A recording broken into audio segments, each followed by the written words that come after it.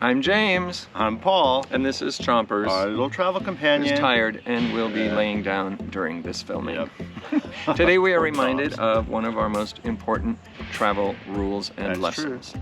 But hold on, we'll get to that in just a moment. But we are coming to you from Mammoth Caves, which is a national park in southern Kentucky. It's about, I don't know, 30-40 minutes north of Bowling Green. And as the name implies, it is a very large cave that you can explore. We're here at the campground, which was really easy to get to. It's right off the interstate. It's maybe a 20-30 minute drive into the park. Easy roads. Easy roads. Yeah. There are 3 large loops within the campground. One of them is just for tenting only. They are all flat. We didn't need to use any levelers. I'm not really sure if you could get a Class A in any of them. We saw a couple that maybe could, but I'm not sure how you'd research that. They are really, like I said, very flat, but there are no hookups.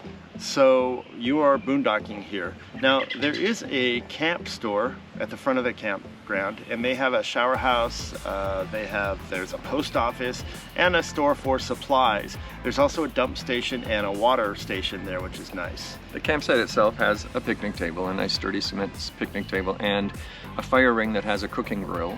And there are bathrooms in each of the rings too, so if you are tent camping, you can walk to a bathroom in the middle of the night, no big deal. The cell phone coverage, well, we had AT&T, fine. We had Verizon, fine. Our T-Mobile was pretty sketchy, so we weren't that great on T-Mobile. The nice thing about this location is that it is very, very easily 5-10 minute walk to the visitor center where all the tours take off from. Exactly, and that's the reason you come here and stay at this campground, is to explore the cave. Now, there are tons of cave tours you can take. Go online and make sure and reserve early, because right now we're here in June, it's busy.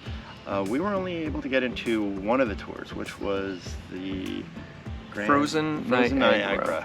And we were told, if you're coming here, do research the tours, because some are very long, some are you're crawling on your hands and knees. The Frozen Niagra. Uh-oh. We were told during the tour that it really shows most of the features of the cave, so it's just really beautiful. But you can do all that research on your own. Another thing to note, there are 2 other campgrounds within this very, very large national park. This campground is near the visitor center, which is where the tours come from. So make sure you do that research, that you're not staying at one of those 2 other locations that are miles and miles and miles and miles away. And when you're reserving your camp spot, you can also reserve your tour, also through Reserve America. So Reserve America.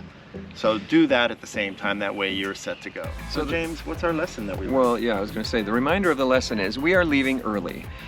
We are boondocking. We knew it was summer. We didn't know what their weather would be like. And since we don't have any power, it's just been very still and hot and muggy.